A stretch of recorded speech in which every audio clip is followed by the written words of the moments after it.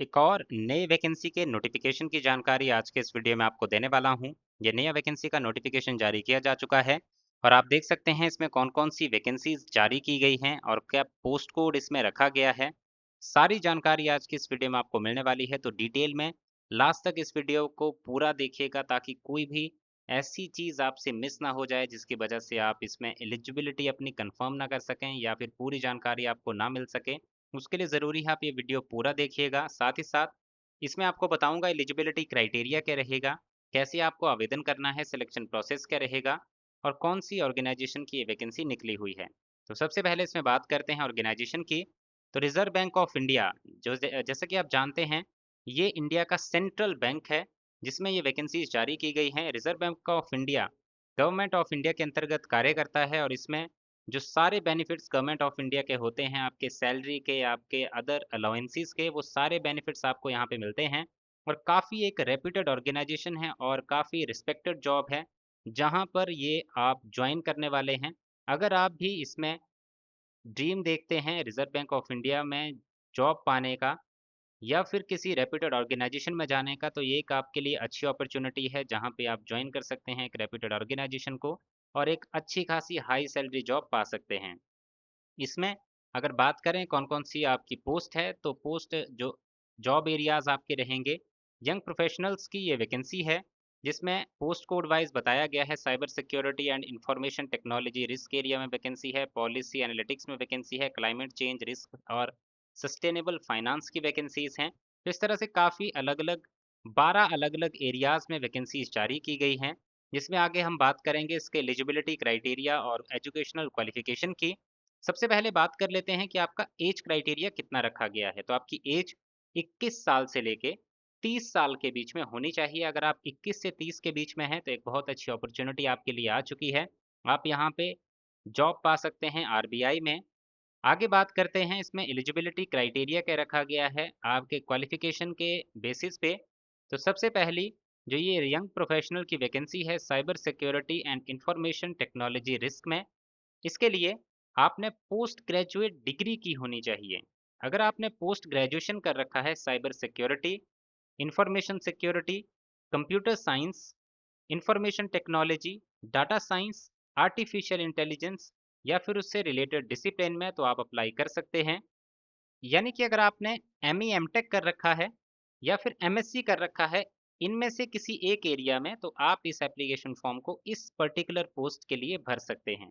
अब यहाँ पे बताया गया है कि आपकी जॉब प्रोफाइल क्या रहेगी और आपका क्या इसमें काम रहेगा, वो जानकारी आप इस नोटिफिकेशन को डाउनलोड करके इसमें देख सकते हैं। इसके बाद जॉब लोकेशन की बात करें तो इस पर्टिकुलर पोस्ट के लिए आपकी जॉब लोकेशन रहेगी department of supervision central office Mumbai में। इसके बाद नेक्स्ट वैकेंसी है आपकी यंग प्रोफेशनल पॉलिसी एनालिटिक्स के लिए। इसके लिए आपने बीई बीटेक एमई एमटेक जो है, इनमें से कोई भी चीज़ की होनी चाहिए। यानी कि अगर बीई बीटेक किया है तब भी एलिजिबल है, अगर एमई एमटेक किया है तब भी एलिजिबल है। किसमें किया होना चाहिए? कंप्यूटर साइंस या फिर आईटी में। इसके अलावा अगर किसी कैंडिडेट ने मास्टर्स डिग्री कर रखा है स्टैटिस्टिक्स या फिर डाटा साइंस में, तो ऐसे कैंडिडेट भी इस पोस्ट के लिए एप्लीकेशन फॉर्म भर सकते हैं। तो ये है आपकी दूसरी पोस्ट। इसके बाद नेक्स्ट है आपकी young professional climate change risk and sustainable finance. इसके लिए आपने मास्टर्स डिग्री की होनी चाहिए या फिर पोस्ट ग्रेजुएट क्वालिफिकेशन की होनी चाहिए। कौन-कौन से एरियाज़ में की होनी चाहिए? तो एरियाज़ हैं climate change studies, environmental science, environmental management, climate finance, sustainability studies, economics, financial economics, finance, banking and finance, statistics, econometrics, data science, analytics, public policy, disaster management, natural resource management, quantitative disciplines. तो इनमें से किसी एक में अगर आपकी qualification है तो आप अप्लाई कर सकते हैं। नेक्स्ट यहाँ पे बात करेंगे नेक्स्ट पोजीशन की, ये है young professional credit risk analysis and regulatory policy. इसके लिए मास्टर्स किया होना चाहिए आपने इकोनॉमिक्स में या फिर इकोनोमेट्रिक्स या फिर स्टैटिस्टिक्स या फिर फाइनेंस या फिर मैथमेटिक्स या फिर डाटा साइंस या फिर फाइनेंशियल इंजीनियरिंग में। तो अगर आपकी ये क्वालिफिकेशन है तो आप इस एप्लीकेशन फॉर्म को भर सकते हैं। इसके बाद नेक्स्ट वैकेंसी है पेमेंट इकोसिस्टम की। यंग प्रोफेशनल पेमेंट इकोसिस्टम, इसके लिए या तो आपने बीई बीटेक या फिर एमई एमटेक किया हो तो भी आप एप्लीकेशन फॉर्म भर सकते हैं, या फिर पोस्ट ग्रेजुएट डिग्री की हो data science, public policy, commerce, finance, statistics या फिर इकोनॉमिक्स में, या फिर अगर किसी ने सीए किया है तो ऐसे कैंडिडेट भी इस पोस्ट के लिए अप्लाई कर सकते हैं। इसके बाद नेक्स्ट वैकेंसी है young professional policy and research in domestic and cross border payment systems. इसके लिए भी सेम क्वालिफिकेशन जो पिछली वैकेंसी के लिए मैंने आपको बताई, सेम क्वालिफिकेशन इसके लिए भी रहेगी। इसके बाद young professional policy and research, इसके लिए आपने मास्टर्स किया होना चाहिए या फिर पीएचडी किया होना चाहिए इकोनॉमिक्स में, और यहाँ पे आपका एटलीस्ट एक कोर्स पेपर जो है ये होना चाहिए या तो मैथमेटिक्स में या स्टैटिस्टिक्स या फिर इकोनोमेट्रिक्स में। इसके बाद नेक्स्ट वैकेंसी है आपकी यंग प्रोफेशनल आर्टिफिशियल इंटेलिजेंस की।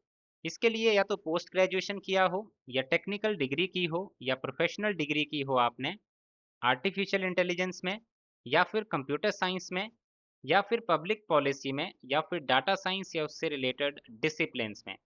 तो अगर आपने एमई एमटेक किया है तब भी एलिजिबल हैं, बीई बीटेक किया है तब भी एलिजिबल हैं, या बैचलर्स किया हुआ है या फिर मास्टर्स किया हुआ है, इनमें से किसी एक ब्रांच में तो आप एप्लीकेशन फॉर्म भर सकते हैं। इसके बाद नेक्स्ट है यंग प्रोफेशनल क्वांटम टेक्नोलॉजी। इस पोस्ट के लिए या तो आपने एमएससी किया हो, बीई बीटेक किया हो, एमई एमटेक किया हो तो आप इस एप्लीकेशन फॉर्म को भर सकते हैं। आपकी ब्रांचेज एलिजिबल हैं quantum computing, physics, electronics, computer science और टेक्नोलॉजी। इसके बाद नेक्स्ट है आपकी डाटा एनालिसिस यंग प्रोफेशनल। इसके लिए पोस्ट ग्रेजुएशन किया हो स्टैटिस्टिक्स या फिर इकोनॉमिक्स में, और इकोनोमेट्रिक्स एज अ सब्जेक्ट आपने पढ़ा होना चाहिए।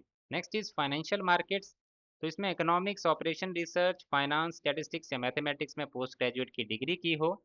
Data analytics and policy research young professional, इसके लिए या तो बीई बीटेक किया हो या फिर एमई एमटेक किया हो या फिर पोस्ट ग्रेजुएट की डिग्री की हो आपने किस किस एरिया में, मैथमेटिक्स या फिर स्टैटिस्टिक्स या फिर कंप्यूटर साइंस या फिर इकोनॉमिक्स या फिर डाटा एनालिटिक्स में। इसके बाद ये थी टोटल आपकी post wise educational qualification criteria. यहाँ पे आपकी जो अदर क्राइटेरिया हैं कि आपका वर्किंग आवर्स क्या रहेंगे, लीव किस तरह से रहेगी, वो सारी जानकारी आप इसमें देख सकते हैं। मैं आपको मंथली सैलरी की बात यहाँ पे बता देता हूँ। तो फिक्स्ड मंथली स्टार्टिंग सैलरी आपको मिलेगी 1,50,000 रुपये की। 1.5 लाख से आपकी सैलरी यहाँ पे शुरू होने वाली है। 1,50,000 से आपकी शुरुआत होगी यहाँ पे सैलरी की। अब एप्लीकेशन प्रोसेस कैसे रहेगी, तो पहले तो आपको अपनी जो स्कैन्ड कॉपी है अपने भरे हुए एप्लीकेशन फॉर्म की, उसको पीडीएफ फॉर्मेट में सबमिट करना होगा, और उसके साथ साथ आपको अपना करिकुलम वाइटे यानी कि सीवी सबमिट करना है, अपने degree certificates, statement of interest, आपके सैंपल ऑफ एकेडमिक और पॉलिसी राइटिंग, और एक रेफरेंस या फिर रिकमेंडेशन लेटर किसी प्रोफेशनल रेफरी से। प्रेफरेबली ये होना चाहिए कैंडिडेट के करंट या फिर प्रीवियस एकेडमिक इंस्टीट्यूशन या फिर एम्प्लॉयर से। तो ये सारी चीज़ें आपको ईमेल के माध्यम से सबमिट करनी होंगी। ईमेल में अपना भरा हुआ एप्लीकेशन फॉर्म की स्कैन्ड कॉपी, बाकी जो मैंने डॉक्यूमेंट्स बताए उनकी स्कैन्ड कॉपीज़, और इसको आपको ईमेल के माध्यम से सेंड करना है। ईमेल आप यहाँ पे देख सकते हैं yphrmdco@rbi.org.in। इसमें ईमेल का जो सब्जेक्ट लाइन होनी चाहिए वो होनी चाहिए YP application, post code, name of candidate, ये आप यहाँ से देख सकते हैं क्या क्या होना चाहिए। और जो भी आप पीडीएफ यहाँ पे अटैच कर रहे हैं उसकी जो साइज़ है 5 MB से ज़्यादा नहीं होना चाहिए, और इसके जो सबमिट करने की लास्ट डेट है वो है 6 जुलाई 2026 की। तो 6 जुलाई से पहले पहले आपको ईमेल के माध्यम से अपना ये एप्लीकेशन फॉर्म सबमिट करना होगा। एप्लीकेशन फॉर्मेट कुछ इस तरह का रहेगा जो आपको इसी नोटिफिकेशन में देखने को मिल जाएगा। तो इस तरह का एप्लीकेशन फॉर्मेट जो है आपको इसको पहले तो फिलअप करना है, स्कैन कॉपी करनी है, A4 साइज पे इसको आपको पहले तो प्रिंट करना होगा, टाइप करवाना होगा, और उसके बाद आपको ये सारी फॉर्मेलिटी लास्ट डेट से पहले पहले पूरी करनी होगी। बाकी इसके अलावा अगर आपका कोई डाउट बचा हो तो आप कमेंट सेक्शन में कमेंट करके इसकी पूरी जानकारी ले सकते हैं।